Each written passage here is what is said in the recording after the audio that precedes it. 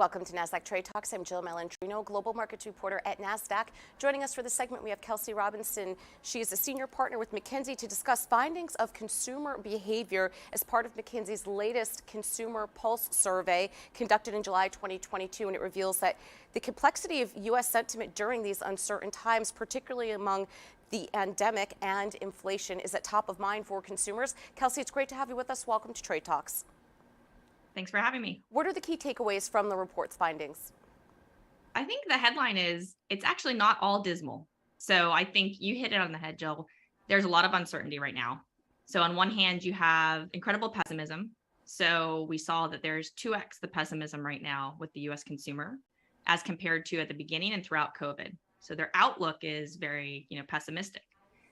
And they are starting to manage their balance sheets and their finances in a new way. 2/3 of consumers are telling us that they're actually taking some action, right, to either dip into savings or to tighten the belt. At the same time, you have U.S. consumers coming into this time with twice the savings that they had pre-COVID. So they're actually sitting with nest eggs. And we've just started to see the low income dip into that. So there's a real resilience in terms of savings. And you're also seeing that there's still real spend growth. So even once you adjust for inflation, there is strong growth despite some of the inflationary pressures. And lastly, there's quite a bit of nuance by segment. So if you look at different parts of the population, for example, high income or high income millennials, they have a lot of resilience and a lot of optimism in terms of their spend intent going forward. Why do you think that the perceptions of inflation aren't necessarily matching what reality is? So this was one of the most interesting parts that we saw in our research. So for example, overall, we know inflation is very high, sky high right now. But there are some categories where consumers are perceiving or misperceiving inflation where it's not there.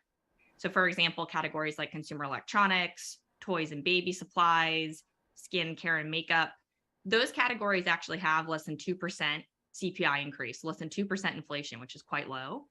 But a quarter to a third of consumers are saying that they perceive significant price increases there. And I think what's happening is there's a halo effect.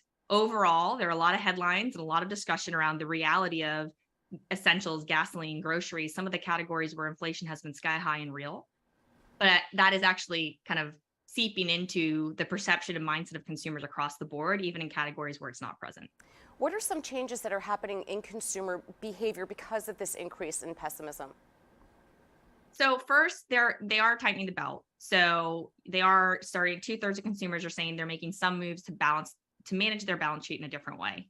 And most often that is either decreasing savings or dipping into them a little bit to cover expenses. And that's most common with low income households.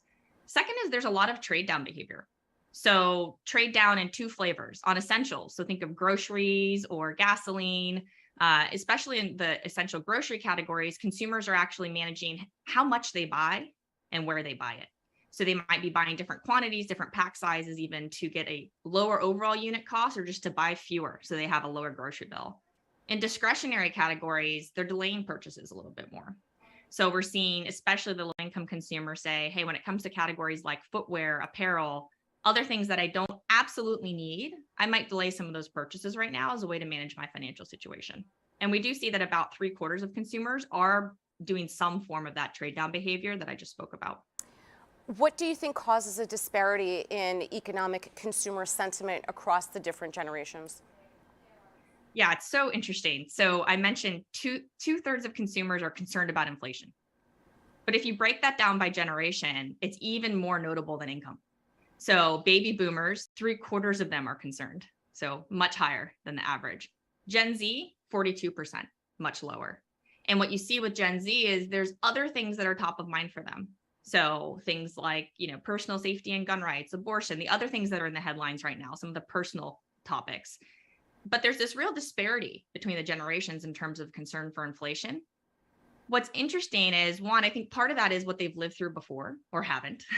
And two, despite that difference in perception, Gen Z and the younger generations are actually disproportionately taking those financial actions I spoke about. They're disproportionately having to manage their savings more. They're not in as secure of a financial position. So even though they might not have as high of a concern in the data, the actions they're taking are actually still, more pronounced than you see with the baby boomers. Well, that's a good thing. Perhaps all the financial literacy and education that is out there is really transcending with them and the ease of the apps that they have to be able to start savings accounts or trade and invest. This is kind of the goal, to democratize it all. So it is encouraging to see that data. How can businesses navigate what's next? So it's a great question. Kind of the top question for businesses when there's so much uncertainty. I think there are three things. One, it's not all about cost management right now. We did some work in the last economic recession, 07, 08, where we actually studied retroactively companies that, yes, manage costs and kind of tighten the belt, but also place some big growth bets, place some intentional bets in a through cycle mindset. And when we track those companies, they outperformed for over a decade. And so we're having a lot of conversations right now around how do you have resilience, but resilience isn't just about cost management right now.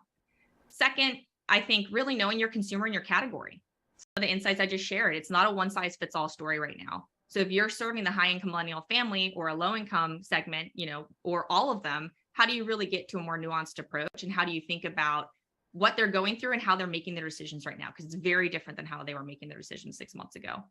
And then lastly, I think getting credit for value. The misperception of inflation across some categories that's tricky. And I think what that means is companies need to be a little bit more on the offense to actually describe why they are delivering value and how they're doing it so that consumers don't perceive something that's not there.